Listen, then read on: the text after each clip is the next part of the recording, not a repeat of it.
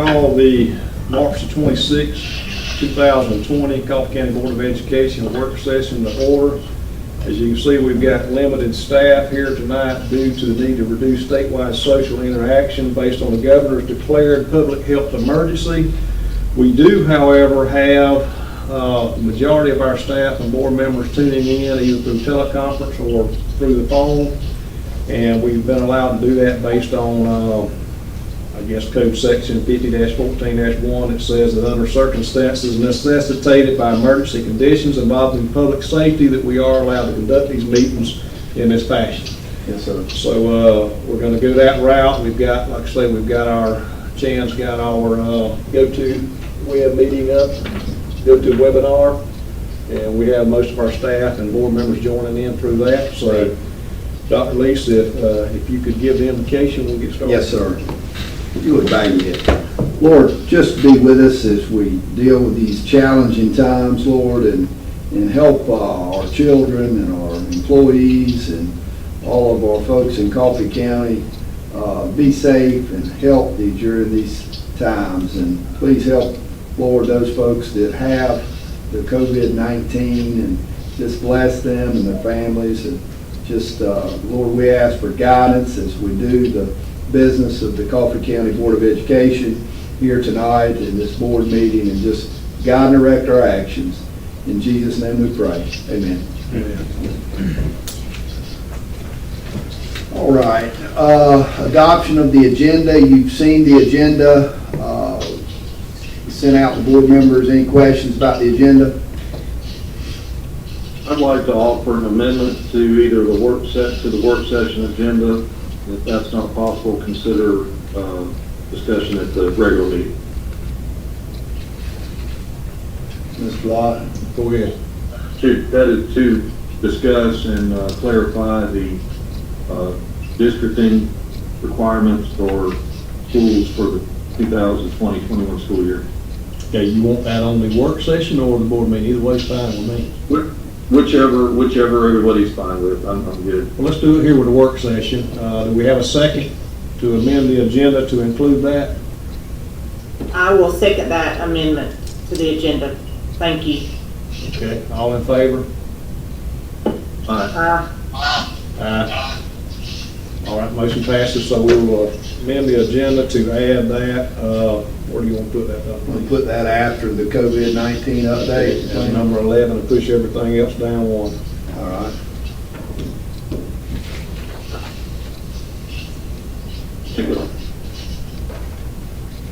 All right, added district lines for 2021 school year. All right. All right, with that amendment made, do we have a motion to adopt the agenda as amended? I'll make that motion to adopt the agenda as amended by Mr. Preston. Second. All right, we have a motion and a second. Any discussion? All in favor? Aye. Ms. Miller?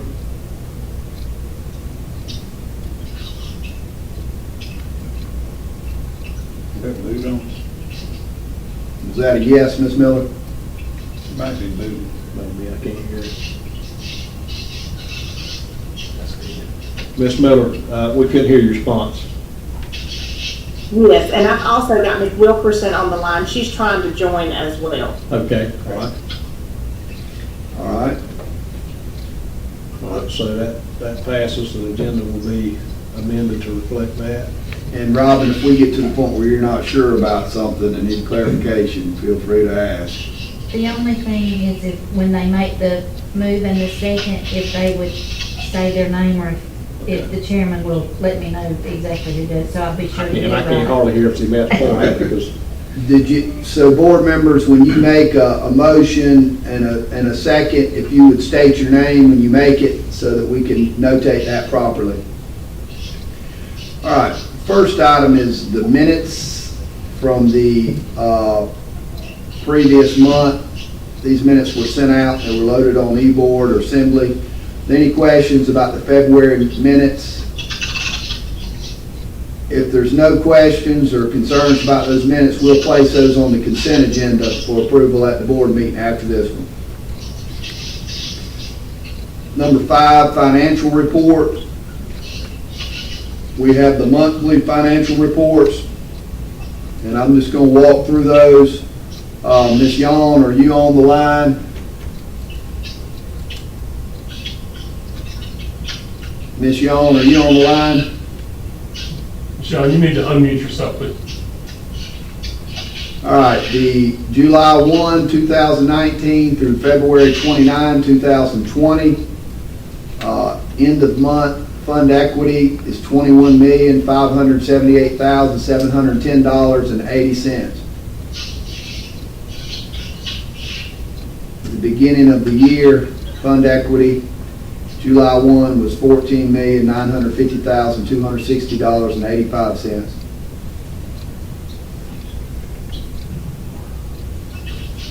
The second document is the financial report.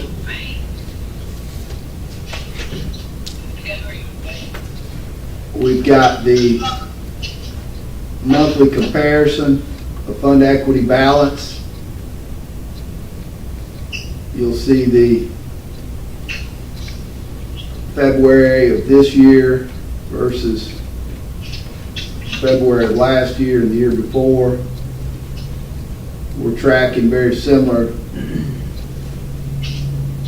to last month.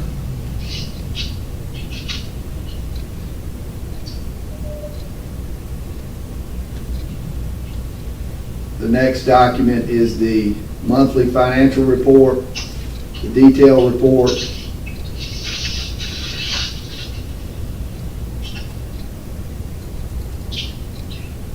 Miss Young, did you get your phone unmuted? She must be muted. All right. Any questions about that detailed financial? And then the eSPLOS summary.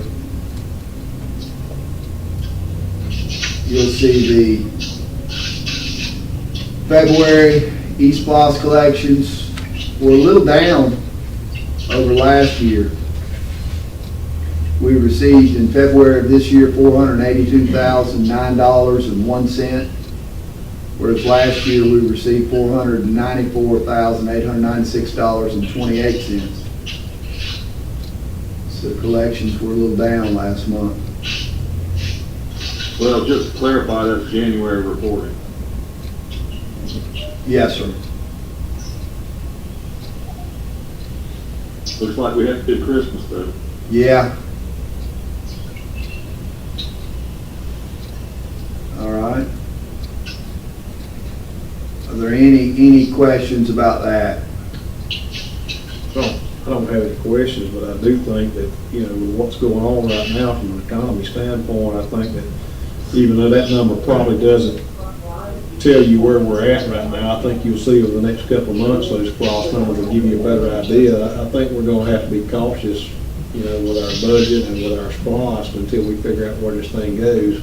I do like the fact that if you go back and look at the comparison, you know, the position we're in to weather this storm, I think we're in a good position to do that, but I do think we need to kind of keep that in the back of our minds, you know, until we figure out, I guess, how long lasting this thing's gonna be. Yes, sir. But I do think that, you know, if you look at our numbers, we're in a good position to weather the storm, but we do need to keep that, you know, under control as best we can. Yes, sir. And that leads into the second item under the financial reports. We have FY21 budget. And at our retreat back in February, we presented the board with the staffing for FY21, and we discussed where we were at with the budget. I did want to briefly talk about the budget for FY21 tonight. We are planning based on current revenue, but as Mr. Lott pointed out, revenue will go down, I'm sure, given the current circumstances. There were a couple of additions that were brought to the board at our retreat that I wanted to mention tonight. At our retreat, we talked with the board about the larger elementary schools, that being Satilla, West Side, East Side, and Indian Creek, and concerns that we had over the workload added involving students with the size of those elementary schools. And we were presented to the board the idea of adding a counseling position at the 4 larger elementary schools. And in talking with those principals, we went back and met with the principals of the 4 large elementary schools, and they certainly felt like there was a need for an additional position at those 4 large elementary schools. And we asked them to provide us feedback on what the position would benefit their students the most, what position would benefit their students the most. And the response we got, 3 out of the 4 principals indicated that they felt like an assistant principal or dean type position would benefit their students the most at their site. So I did want to bring that back to the board, that in the retreat, we talked about an additional position at those 4 large elementary schools, but the feedback that we received from 3 out of the 4 large elementary schools was that they felt like, and they met with their leadership teams and discussed this, and after meeting with their leadership teams, they felt like an assistant principal or dean type position would be the most beneficial to their large schools. So I just wanted to bring that back to the board moving forward as we prepare this budget. I would like those schools to have be able to use their input to decide what that additional position is.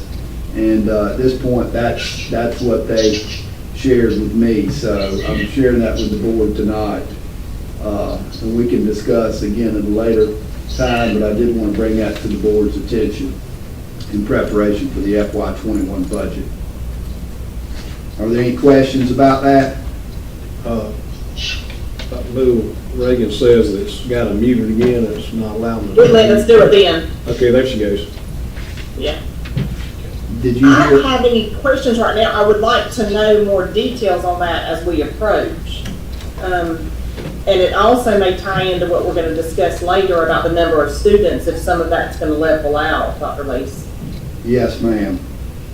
That's certainly something we can look into and discuss moving forward. I don't anticipate the enrollment of the schools changing that much in a short period of time, or even long term, but we can certainly study it and get back to y'all on it. Are there any other questions? Mr. Preston. Yes. So in our discussions, and correct me if I'm wrong, or if more information needs to be gathered, like the state's budget was going to allow the addition of counseling in order to even help us at some of these larger schools. That was our impression, and then our discussion for the past several years about the need for counseling has been about the need for the students that have presented themselves on our campuses with issues that require the counseling aspect, and not another administrative position that simply dilutes the responsibilities of the administrators. Well, I mean, I'm just saying, if I was my own boss, I'd want to help her too. Yes, sir. Well, some of the things they felt like they could help with, assist with the shift from reactive to more proactive discipline, and assist in monitoring attendance and I'm sorry, that's completely different from what their requests have been the last several years, which has been additional capacity at the counseling level. yes, sir. they cited, a lot of it, they cited was discipline referrals and such as that, and assistance managing that. One of the schools put that, assistance with TEKS observation. These larger schools, they have a larger number of TEKS observations to do. Character education, classroom lessons, and assist.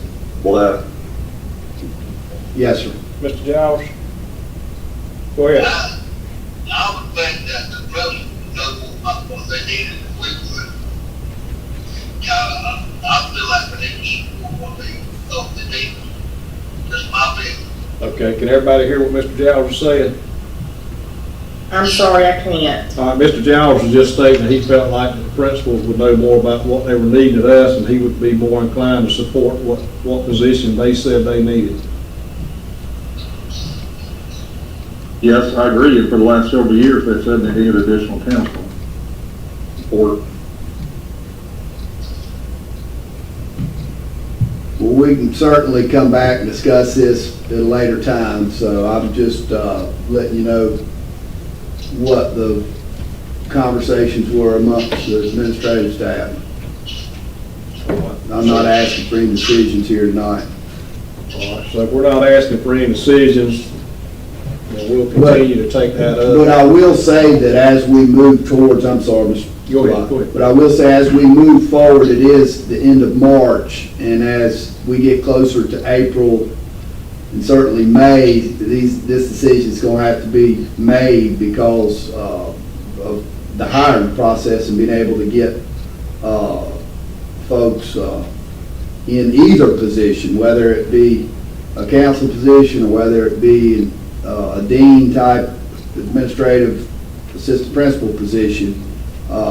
We will have to make this decision, I would hope within the next month, so that we can move forward with trying to hire whatever positions we hire. And that's all I have on that. Understood. Anybody else got anything to add to that? All right. Ladies and gentlemen, I'm going to support additional administrative roles unless we add to counseling capacity of those schools.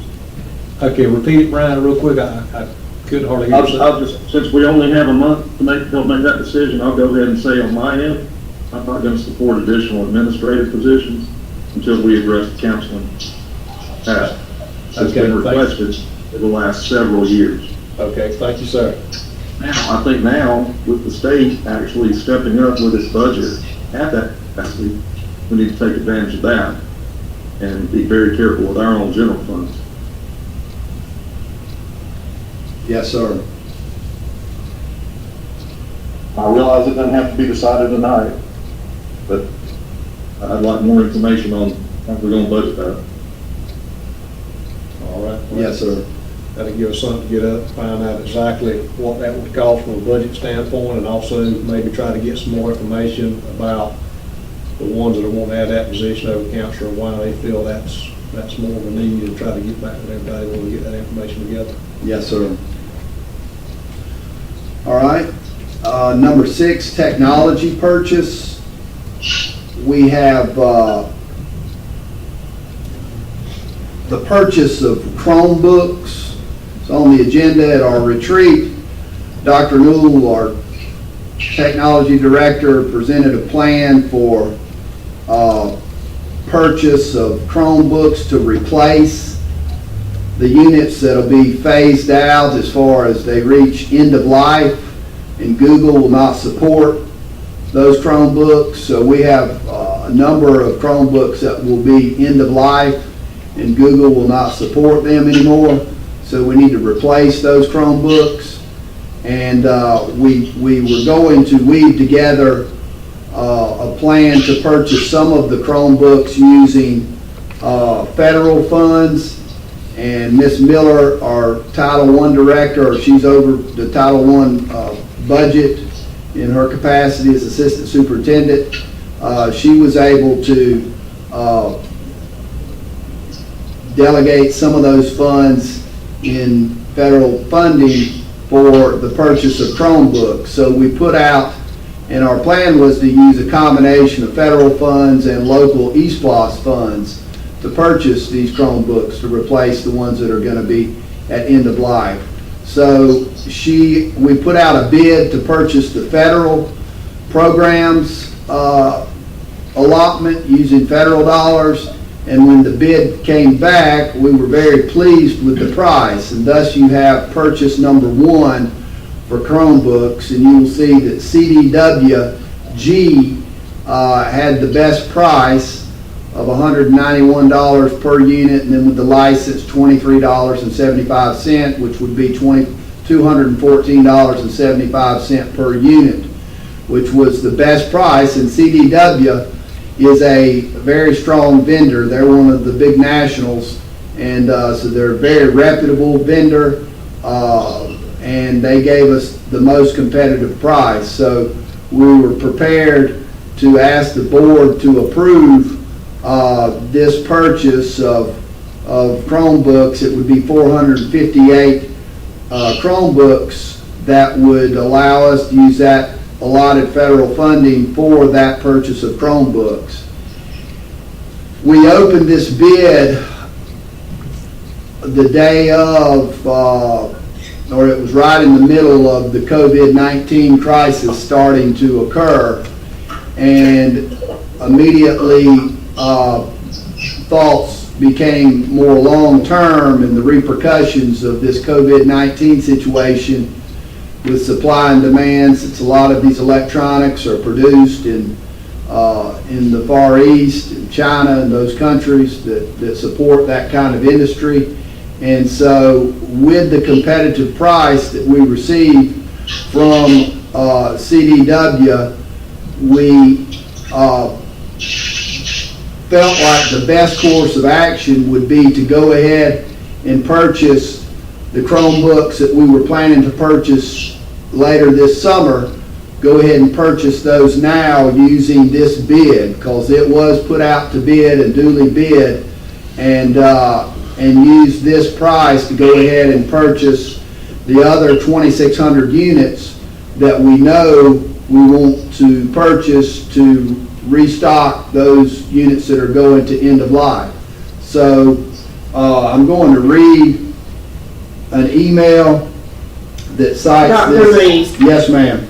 I'm sorry to interrupt you, but before we go any much further, Ms. Wilkerson is on the line and she can hear everything, but for some reason, it sounds like we are not able to hear her at all. She was trying to speak up earlier She's not about the muted. prior agenda Ms. item Wilkerson, and has not been able to, and I hate for us to continue much further with her not being able to participate. So from what she is seeing, her phone or her computer is unmuted. So how do we think it would be best to proceed? I mean, from Sid's point of view, should one of us call her on our phone so she has audio and can participate that way? Or do we want to see if there's something with the webinar itself that is blocking her? Everything shows green on my end. Ms. Wilkerson, are you able to hear me now? Hello, can you hear me now? Yes, She ma'am. is. Loud and clear. Okay. Very Now good. you can hear. Yes, Hey, ma'am. Ms. Wilkerson. But my response to the earlier comment was the counselors versus the principals. I was totally in agreement with Brian on the counselors, because that's what we had discussed it previously about, a lot of the seniors, you had 300 and something seniors to one counselor, and I think that would be well needed. I'm sure the principals will want to add more principals on board, but we need to think about what these kids need as well. All right. Yes, ma'am. Okay. So that would be my response, since you're saying that we don't have but a month or so to come up with what are we voting on. I just wanted to let you know that I'm in agreement with the counselors on what the children is most likely in counselors. Yes, ma'am. Duly noted. Ma'am, I said duly noted. I've made a note of that. Yes, ma'am. okay, well, thank you. And you can carry on, I'm glad you can hear me now. Coming through loud and clear, Ms. Wilkerson. Okay.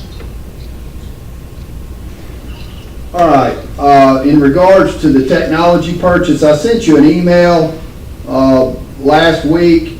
At the retreat, we presented the plan for replacing our end-of-life student Chromebooks. The technology department plan was to make this purchase over the summer and have the equipment ready for use in August when students return. As part of this plan, we recently advertised an RFP to purchase approximately 400 units using approved Title I funds that needed to be spent before the end of this fiscal year. After receiving the competitive bid from CDW, which is a reputable national vendor, which is the low bid, we have used this vendor a lot and they're a solid company.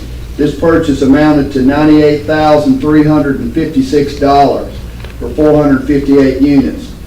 Given the current situation with the COVID-19 pandemic and the real possibility of a disruption of the supply chain, I'm recommending that we go ahead and purchase 2,600 more units using this current bid price. This is not our standard practice. We would normally do another bid. Given the nature of this international emergency with COVID-19 and the real possibility of problems getting equipment between now and August, I'm requesting the board approve the purchase of 2,600 Chromebooks from CDW for $558,350.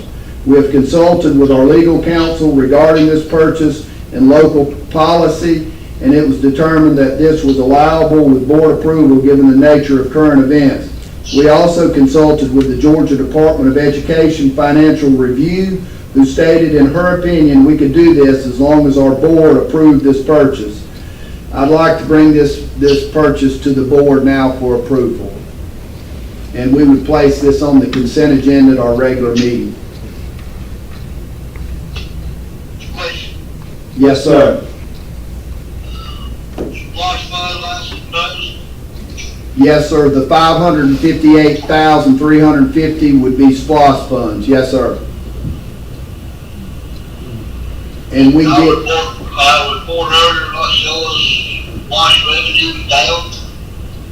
yes, sir, but when we created our SPOS budget, we created our SPOS budget off of the funds we were receiving last year, and so I'm very confident, even with those SPOS funds being down a little bit, we're going to exceed what we budgeted in earnings off of this SPOS 5. Really? Yes, sir. All right. If there's no objection, we'll place that on the regular meeting agenda. The next item that we have is, and that's technology purchase 1 and technology purchase 2. The next item that we have on the agenda is the field trip and excursions policy, IFCB. And this is a first read. It will not be approved tonight, but it'll be put out for public review for a month, and we will review this policy and come back to the board next month for approval and adoption. This will essentially change the policy to read that instructional out-of-state field trips over 300 miles must be submitted for approval to the board at least 10 instructional days prior to the scheduled Board of Education monthly meeting. We have the 10 instructional days there, but I really think we ought to stick with the 1 week rather than 10 instructional days. We sent this up to GSBA, and Marvine with GSBA reviewed it and she made that change there and changed it from 1 week to 10 instructional days. But we've gone by 1 week for many years, and I'm comfortable leaving that 1 week in there. Question. Yes, sir, Mr. Towers. Is this for all field trips or just instructional field trips? Are we talking about athletic trips and all? We have, Read that to me again. it says instructional out-of-state field trips. But we've always interpreted that. Let me go back to our agenda and look at this, what we currently have. Cotton lease. Yes, sir. I think his point is well taken, you probably need to take the instruction. Y'all have always Yeah. operated field trips. Yeah, the board is always, we haven't, even in our old policy, we had instructional out-of-state field trips must receive prior approval. So we probably just need to take instructional out of that and just put field trips. Yes, sir. And that is in the top part, but it needs clarifying. That's a good point, Mr. Jowers. Thank you. And will that also, for the following section, are we making any adjustments to the national competitions that is below that?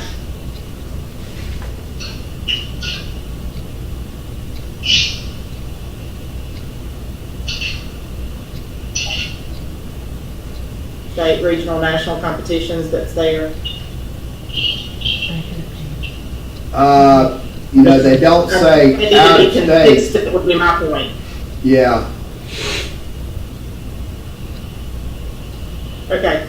Are we differentiating between field trips and competition type stuff? I mean, because like the state, regional, national competition, we don't have a mileage or a date on there. So are we tying two things together here that we haven't previously tied together? Well, we currently look at all their trips to go to national competitions. We've seen several of the junior ROTC have gone to. So Yeah. maybe we shouldn't have been having those on the agendas in the past. That's what I'm just reading it, as we sit here, and it just looks like maybe we've, Yeah. I think we need to kind of go back and look at that. See, I mean, I understand what we're doing with the 300 miles. I like that, but I'm just wondering, are we mixing the two together, or should they be mixed together, or are they totally separate? Are we treating field trips differently as far as approval compared to national competition?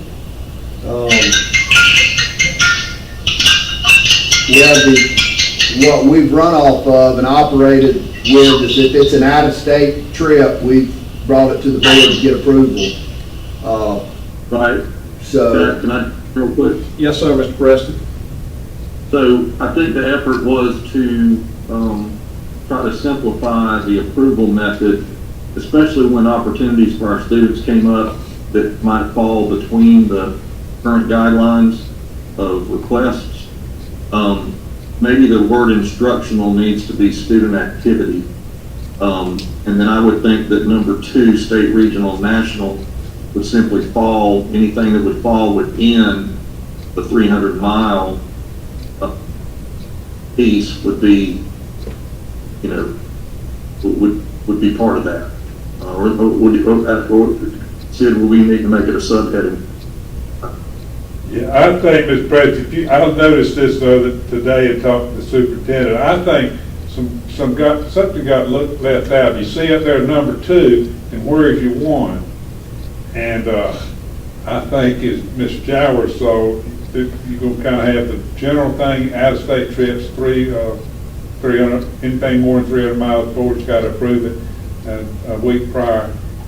But then y'all are going to need to study the rest of it. Yeah, I think we got to, I mean, you could go in there instead of instructional out-of-state field trips and say, out-of-state student travel, but then you still got some other things I think we need to clean up. I think we need to go back and make sure we got that the way. Let's rethink that. My only question would be for future boards, would be if the word instructional were really limited.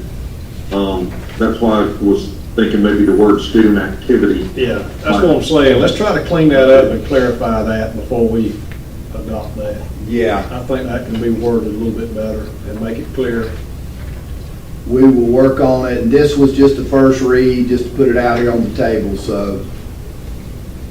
take it off the consent. And I didn't understand, does this have anything to do with athletics? Because, you know, if you're in the playoffs and you win, you know, and get to travel further on into the state playoffs, you know, do you have time to get back with the board as far as approving the trip or what? You know, if that has anything to do with athletics or? This would only be out of state is what it's been historically. Like if the baseball team wanted to go play in a tournament in Alabama, they would have to get board approval. Or if the basketball team wanted to play at a tournament down in Orlando, they would have to get board approval. So anything in state has not been affected by this. It's just been out of state travel. But it would affect athletics though. Yes, ma'am. Okay. I just wanted to get clarification on that. Yes, ma'am.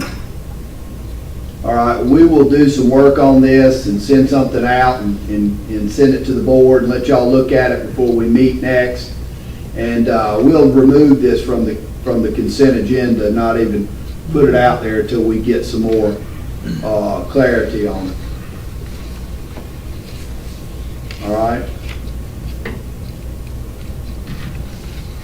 The next item on the agenda is the student handbook. We have a paper copy here for each one of you that's not here, but you also, there's a PDF in Assembly. And the purpose of this discussion was just to put it out there for you to have a chance to begin reviewing it. And we'll be coming back to the board. It's March now, so April, we usually like to have it approved by the May meeting so we can go ahead and get it lined up for print. So we're presenting the board the 1920 handbook for review and preparation for the 2021 handbook. GSBA information. We have the delegate assembly, if there is a summer conference this year. But in preparation for that, we have to appoint our delegation. So we need to delegate or to go ahead and appoint a delegate and an alternate appointment as a delegate. So does anybody want to step up and volunteer to be the delegate? And just for the record, I've been absent the last few times y'all designated me, but I found my way into an official executive position on the GSBA board, so I'm not allowed to be the delegate this time. All right. Check on the unmutes again, Tim, says it's still. Does anybody want to nominate themselves to be the delegate? All right. So we can't. I don't mind doing the delegate All right. position at all. All right, well, I'll nominate Ms. Miller to be the delegate at the GSBA conference. All right, and we need an appointment for the alternate. Anybody want to be the alternate? Tanya, it is pretty interesting. It might be something you'd be interested in. Ms. Wilson, would you be willing to be the alternate? Well, I just didn't want to obligate myself at this time that I'm, you know, taking care of a little personal business issues right now. And, so, you know, like I said, I need to just check further into the responsibilities of it and the dedication, because whenever I get in, I want to go wholeheartedly, and I don't want to be canceling out because I have personal issues to attend to. So would you be willing to serve as the alternate though, and then if something comes up, somebody else will take it over if need be, or? Sure. Okay, well, I I'll will. nominate Ms. Wilson then to serve as the alternate, and if something comes up, we'll take care of it. All right. So, Sounds yeah. good to me. All right, so, All right, and we'll place that on the consent agenda, the regular meeting, and then we also have the exemplary board application. The exemplary board application does require board approval, so we were going to ask the board to approve us applying as an exemplary board. Is that okay? Do you need to put that on? Yes. Vote, or what do you need? Do we need to have that self-assessment completed within the next week or so? Yes, sir, and that was the next item. We need the board to complete the self-assessment, if you've not done that yet. Complete the self-assessment. What date does that need to be, now? Any month? As soon as possible, Okay. within a week or two, And that's on assembly, correct? that is. All right, and there's a copy of it that's attached to Assembly. You can look through and then just go in there and complete it. And if it pleases the board, we will apply for the exemplary board application. And one of the requirements is that board members complete the self-assessment. And we can discuss those assessments at a later date. All right. The next item up is the COVID-19 information. As you all know, this situation's been changing. It's been very fluid over the past 14 days. I think when we met a little over a week ago, there were 99 cases in Georgia. I think there is around, is there 1,900 cases in Georgia now? Can you pull up that map, Chan, on the Department of Public Health? There will be a 7 o'clock update coming soon. All right, the current, at noon today, there were 1,500 confirmed cases.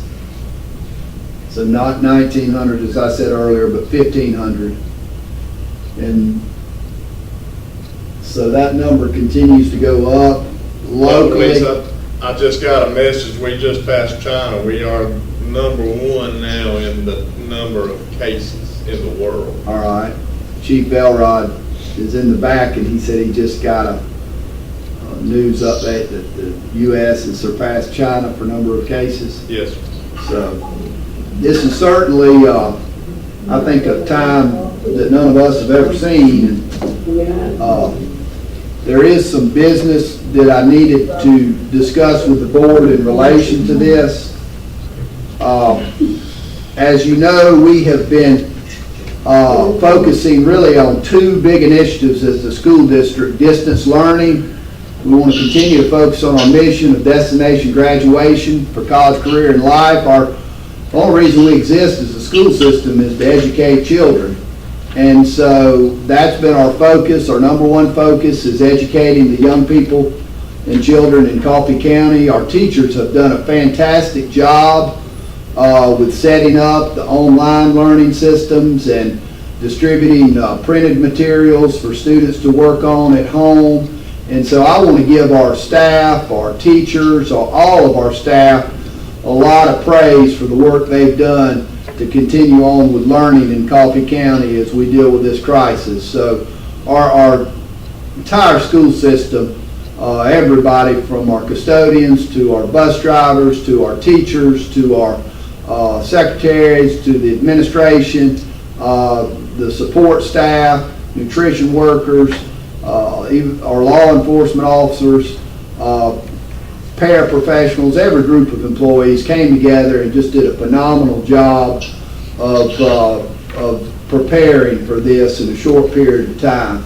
So I want to thank everybody who's employed by the school system, and then just our community for supporting our boys and girls as we've moved into this difficult situation. So thank you to everybody in Coffee County for helping take care of our kids. So the first focus has been the distance learning and making sure learning is continuing. And then a second focus area for us has been the well-being in regards to nutrition of our young people. And we want to continue to be able to provide nutrition and food for our young people in Coffee County, and our staff did a fantastic job coming together and putting together a plan for how we would distribute meals to our students during this difficult time. And there were several groups of employees that have put themselves at the forefront of this effort that's somewhat above and beyond what normal conditions might be. And our transportation department, our nutrition department, the maintenance department, and the nurses have done a phenomenal job of making sure that we're able to distribute food to our children. I've had a chance to ride the buses and help deliver the food, and I tell you what, our kids, they're dependent on us. And so those groups of employees have done a great job, and so at this point, we want to make sure that we're doing our part to try to continue to support the nutrition program and the food distribution program. And I came prepared to ask the board tonight to do I guess you would call it a supplement for our nutrition workers and our transportation workers, our bus drivers. So this supplement would be for all of our transportation workers, bus drivers, nutrition workers, and our maintenance workers, and our nurses. And they're on the front lines of ensuring that the students are getting the food that they need.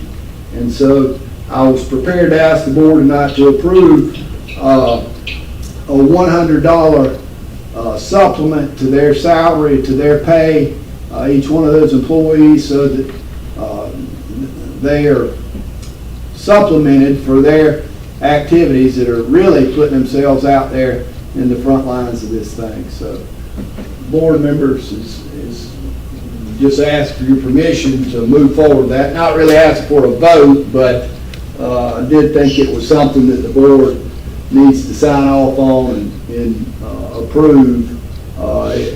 So are y'all good with that? We'll pay each one of our bus drivers and nutrition Most workers. definitely, I am. Yes, ma'am. I totally agree, Dr. Leeson, and I appreciate you bringing that to us. Yes, agreed. Thank you. Thank everybody for doing what they're doing. I think it's a good gesture. I think these people are, they're remaining out in the community and interacting to try to get this food out there and, somewhat putting themselves at risk, and I have no problem with it. Yes, sir. All right, Mr. Jowers? I'm fine with that. Is that per week? That'd be per week. Yes, sir. We would. Okay, yeah, okay. All I'm right. fine with that. That's great. All right. Thank you, sir. Thank all of y'all. I know our folks will appreciate it. All right. The second issue under the COVID-19 update in planning, can you make sure Ms. Lewis is unmuted? But we plan to feed our students next week. We are going to feed on Monday, Wednesday, and Friday is the plan. And we're going to move to 3 days.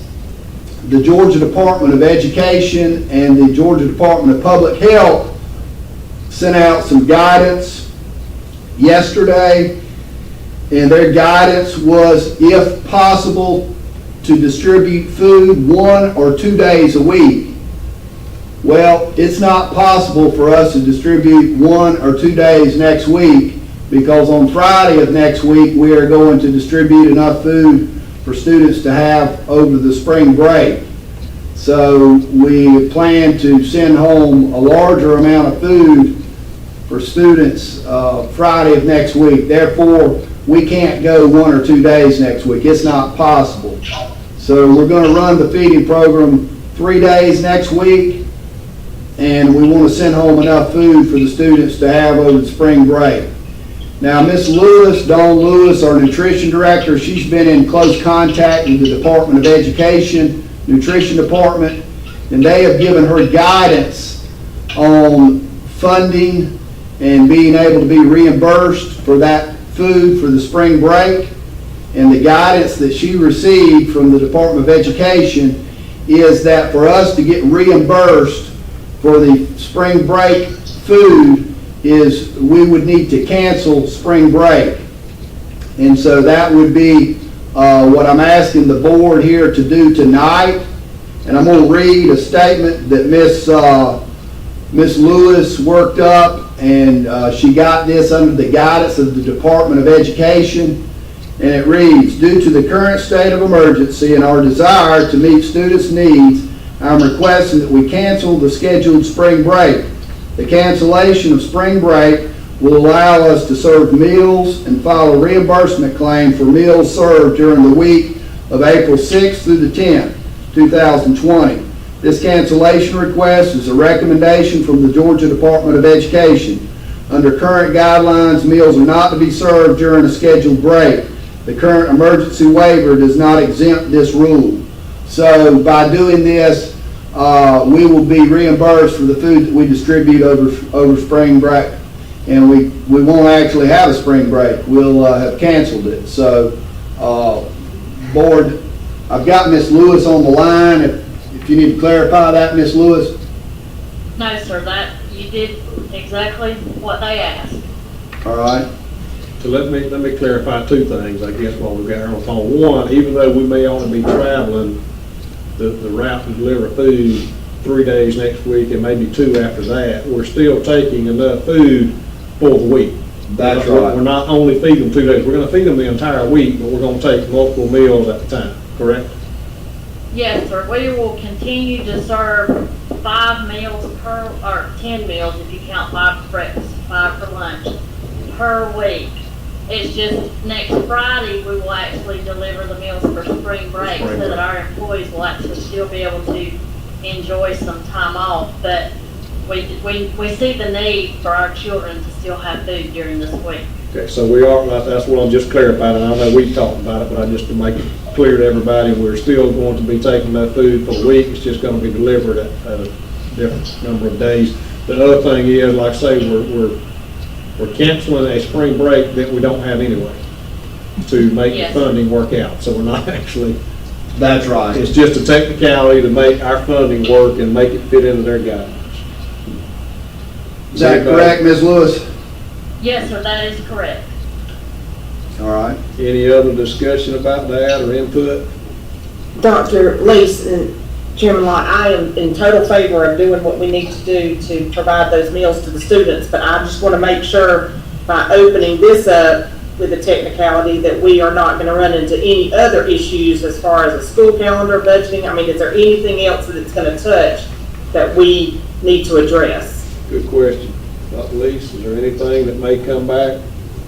We're a charter system, so I would say we have flexibility to adjust our calendar, however our district chooses to adjust the calendar, and we are ensuing charter flexibility on this issue. Oh, okay. Very good. Thank you.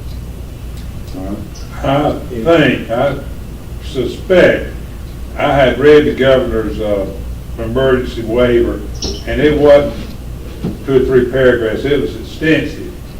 And this was just one of those things that was overlooked. There are going to be many things that, when we're doing this thing for the first time ever. I told Dr. Lease today, Ms. Miller, I think this is going to be cleaned up. But I don't know, I have no inside information. But it was so detailed, this is canceled, this is waived, that's waived. And, but that's an excellent point, and Dr. Lease and I talked about it today. But this sounds like a way that we can get around that until it gets cleaned up. Well, if we're gonna do it, shoot down aim later, but you say cancel a spring break that you don't have, but, if you don't have it, or are you in class, or they online class, but we falling back on it, Dr. Lee suggested, we're a charter system. So, we don't really know how to even answer questions. That's actually the question, to know what the answers are. But, excellent question. Ms. Lewis, this was your guidance from the Department of Education. Yes, sir, and in reference to what Mr. Cunningham said, they are confused as well. So it was their recommendation that we go ahead and have this board approved, just in case they did not come back and allow the meals to be served over spring break, that we would be covered. All right. Thank you for that clarification. Any other discussion about that? Well, I'm thinking that we go ahead and take that vote right here in this meeting, and just go ahead and have the board approve it right now. We could wait and do it at the 7:30 meeting. I don't know that it truly matters. Council, what do you think? The board traditionally tries not to vote on things at the work session. It had been occurring to me that it's an emergency on the technology purchase, isn't it? On your Chrome, for the kids to have these Chromes. This seems like an emergency to continue. Didn't you tell me 9,600 meals a day you're doing? Yes, and I've got some numbers here. I would suggest that would be a good idea. We still move technology though to the consent agenda, it's still gonna be. Oh, I know, I just, if for some reason y'all couldn't get a quorum at 7:30, you Okay, do it, yeah, and go you ahead can do and it do it again. While we've got everybody here. Yeah, I mean, something Yeah. Mr. Jowers might not be available. Okay. Yeah. Is everybody comfortable with voting on that now, just in case we don't have a quorum at the next meeting for some reason? Yes, I am. Yes. Anybody else? Mr. Preston, Ms. Wilson?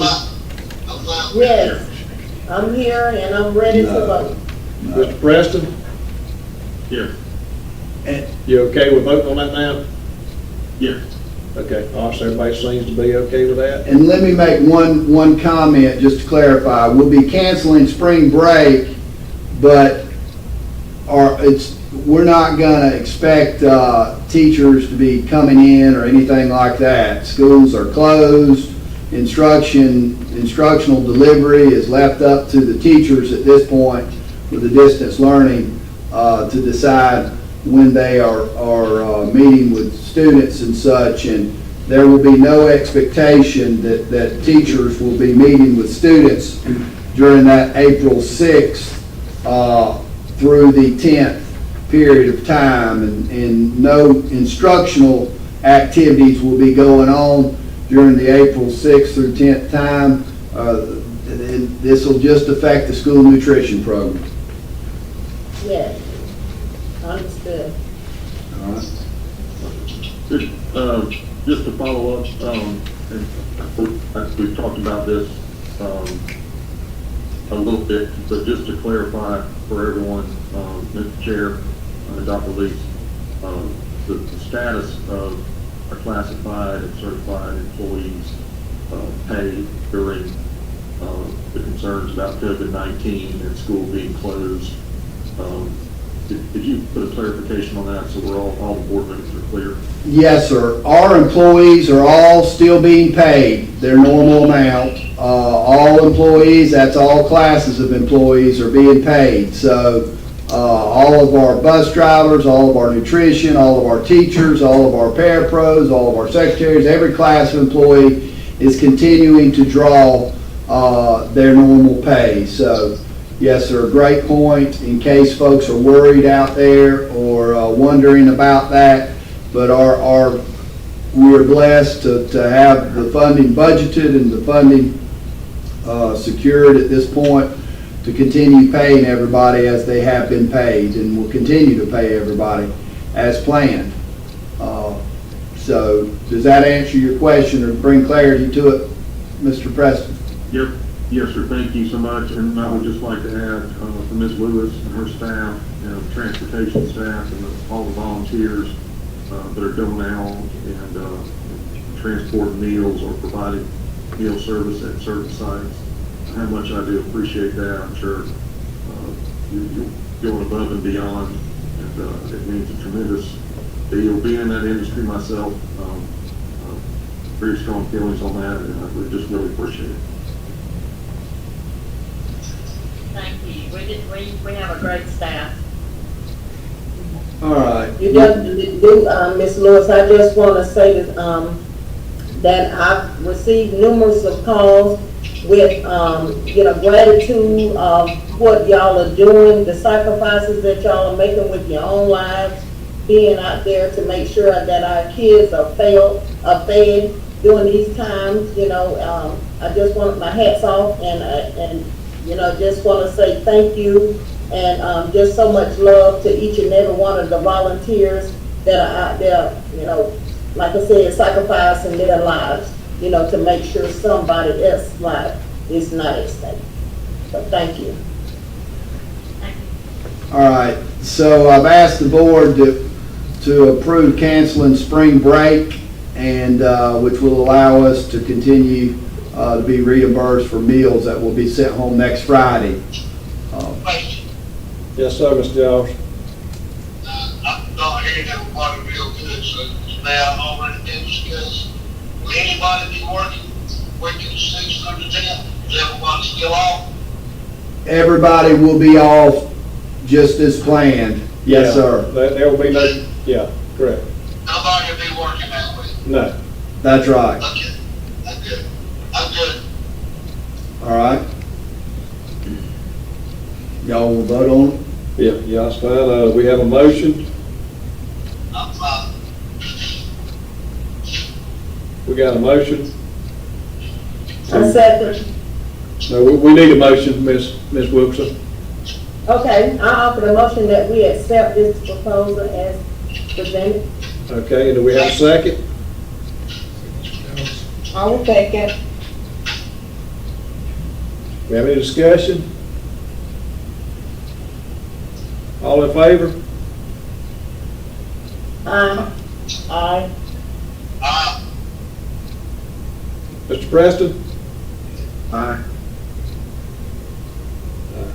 All right. Thank you. I'm sorry, just real quick, Mr. Chair, when we get to the regular session and we're doing the voting, maybe just ask for a roll call on votes. Okay, sounds good. There's no Robin out, so. All right. And I do want to clarify, next week we will be feeding on Monday, Wednesday, and Friday. And when the students come back after April 10th, or not when they come back, but when the employees come back after the April 10th period of time, and we start the feeding program back up the next week, which will be April, that will be April, 13th. When we come back the week of April 13th, we will be operating as the Georgia Department of Public Health and the Georgia Department of Education, their guidelines, which said that we would, if possible, to deliver food 1 or 2 days a week. We will be delivering 2 days a week starting April 13th. And Ms. Lewis's plan and Mr. Gilliard's plan in transportation is to deliver on the Tuesday and Thursday. Starting April 13th, we will be delivering food on Tuesdays and Thursdays, which will put us within the guidelines of the Department of Public Health and the Georgia Department of Education to deliver 1 or 2 days a week. We'll be delivering 2 days a week, Tuesday and Thursday. Is that correct, Ms. Lewis? Dr. Lease, Mr. Gear and I went back and I thought I had sent you that, but I must not have. We decided on Mondays and Wednesdays. All right, well, great. Well, that's why you're on this call, to make sure we get that right. So Mondays and Wednesdays will be the days that we'll feed when we come back April 13th. Mondays and Wednesdays. Can we, and Ms. Lewis may be already doing this, but, when we go Monday, we're on our regular schedule up till then. Can they have a flyer or something stapled to those bags with all this information so that gets into each one of these houses for people who don't see the board meetings or read the paper, that they know what's going on, it's clarified what days we're coming and those types of things? Yes, sir. We printed those flyers Okay. today and we're going to distribute those starting Monday. And we also are going to distribute a food safety flyer for the refrigerated items that we will be sending home so that parents will also know how to take care of the food that we're sending home. Perfect, thank you, Ms. Lewis. One step ahead, thank you. We will also send that information out directly to parents through the text messaging system, so we'll make sure everybody receives that directly also. All right?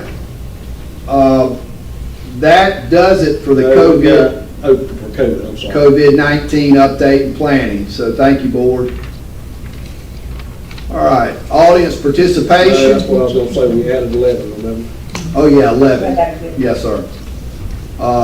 Districts and district lines pertaining to attendance. Mr. Preston, do you want to make some comments? Yes, sir. I know we had discussed in our retreat, and I apologize, I don't have the piece of paper in front of me. Actually, I don't know that we actually got a piece of paper other than the PowerPoint that we went through about the need to consider, I said districts, it's really more in regards to current transfer situation We've already talked about it. out of the school district into another school.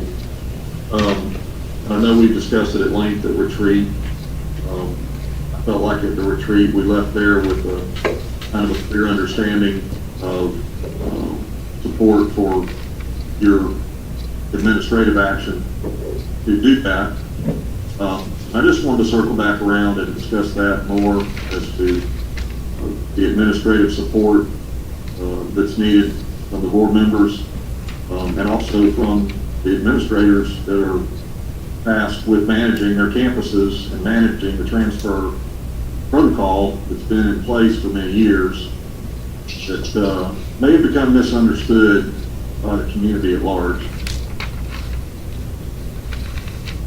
Well, what we talked about with the board in February was the fact that we have the 4 city elementary schools, Satilla, East Side, West Side, and Indian Creek, and we have a number of those schools that are at capacity with enrollment, and we have one that is exceeding capacity, and the need to balance the enrollments in those 4 city elementary schools.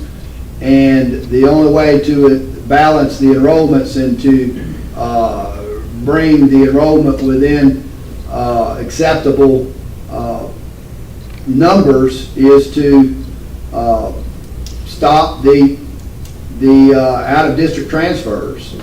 So that is the concept that we've been moving forward with, is to control the enrollments. The only way to really control it is to control the out-of-district transfers and to limit and end in certain cases or end the out-of-district transfers. That's where we're at.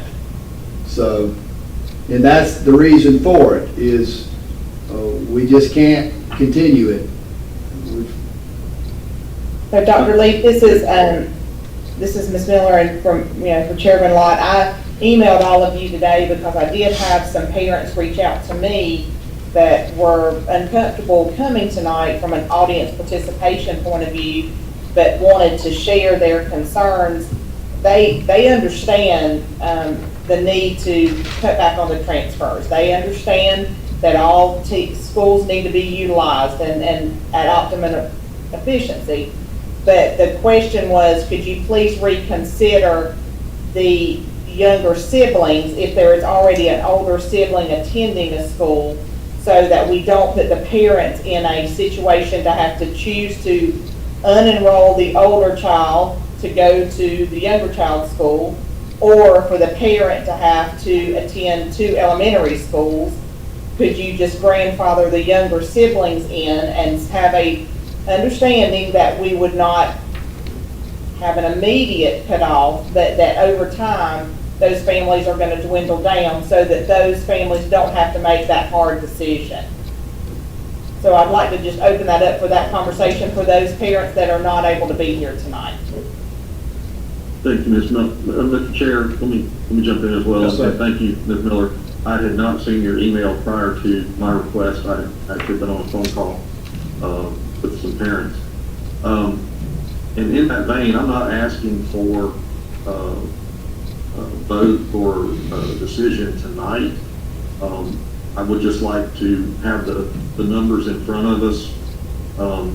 And I think with the current status of the governor's decision on the school year at this point, that we may have some time to look at the options and look at the impact. I think we don't really understand the impact of either alternative, whether it be a hard cutoff and not allowing the sibling to enter the school where an older brother or sister is, and or what would be the impact if we allowed that, and then knowing from the family that there would be no further expectation beyond maybe next year as far as other enrollments. But I think it's something that, and I'll just be candid, that we've got a situation here where I think the school system, not out of policy, but out of accommodation, work with our families, has now worked itself into a difficult situation of having to draw a line. And, I appreciate that. My company I work for is drawing new lines every day, and difficult lines. And, I just think that I realize what the administration's efforts are here.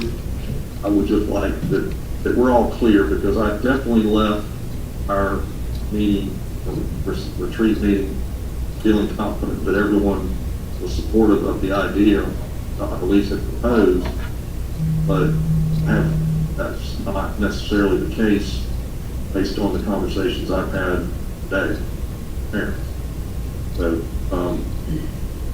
just want to be candid about that, and want to be able to be in the same step as everyone else, our administrators included. And I don't manage those folks, but I think when the administrative directive goes out from the superintendent's office, it needs to be abided by and not undermined.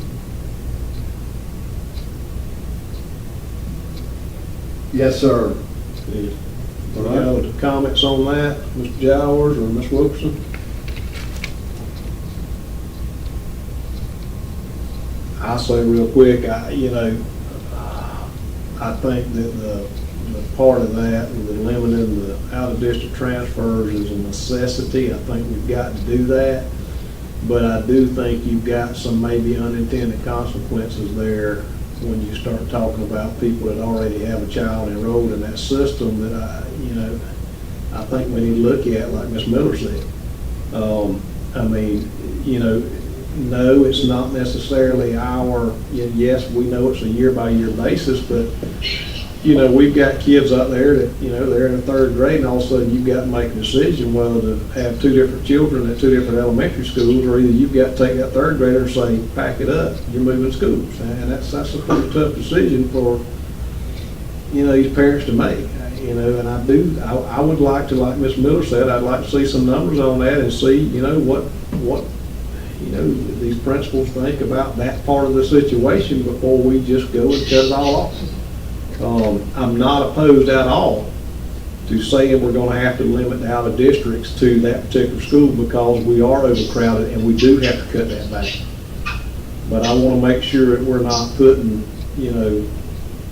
part of these families in a bad situation. And so I would like to see us look at that, and try to see if there's something that, I'd like to see what she has to say about it. I'd like to see how many kids we're talking about. That's right. And just point of clarification, thank you, Mr. Lott, we're talking about families that have a child already enrolled in one of these elementary schools, and they would have another child about to enter kindergarten, or I guess whatever grade, if they were going to a different kind of school. All right. Correct. All right. Um,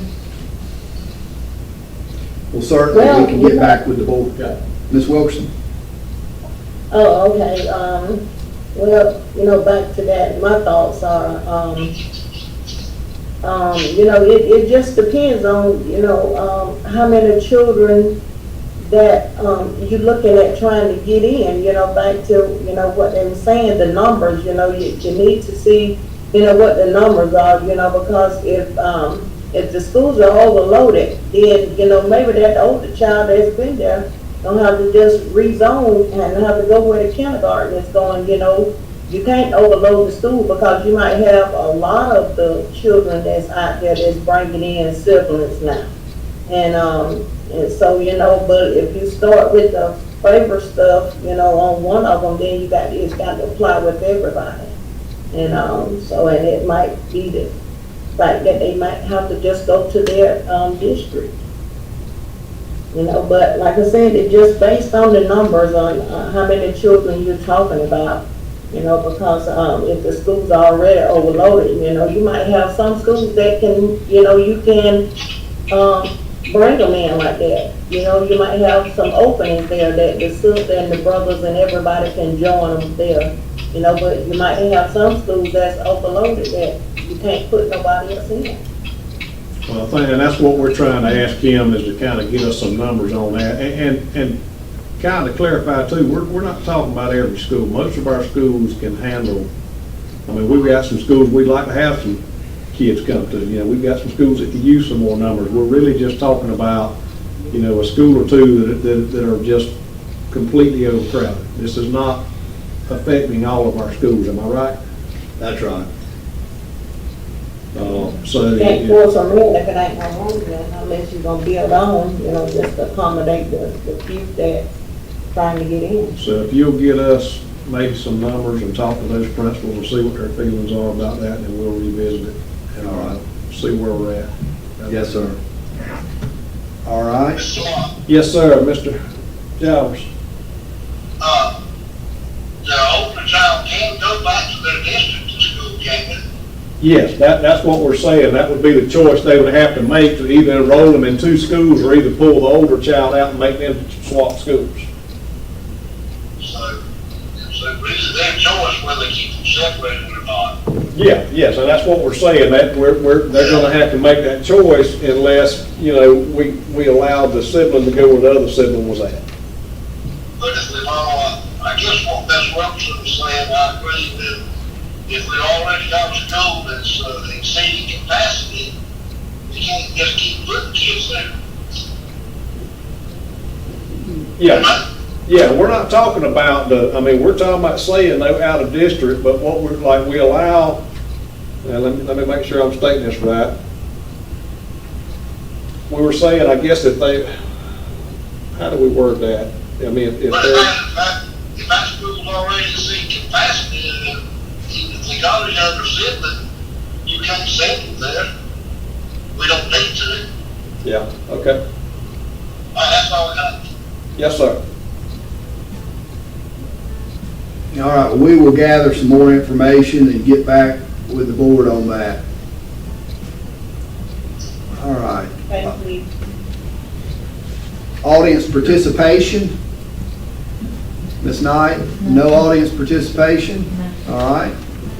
And at this time, Mr. Chairman, I would ask that we move to an executive session to discuss personnel, the employment, hiring, compensation, disciplinary action or dismissal or periodic evaluation of a public officer or employee, and also to discuss real estate and negotiations with real estate. And that's all I have.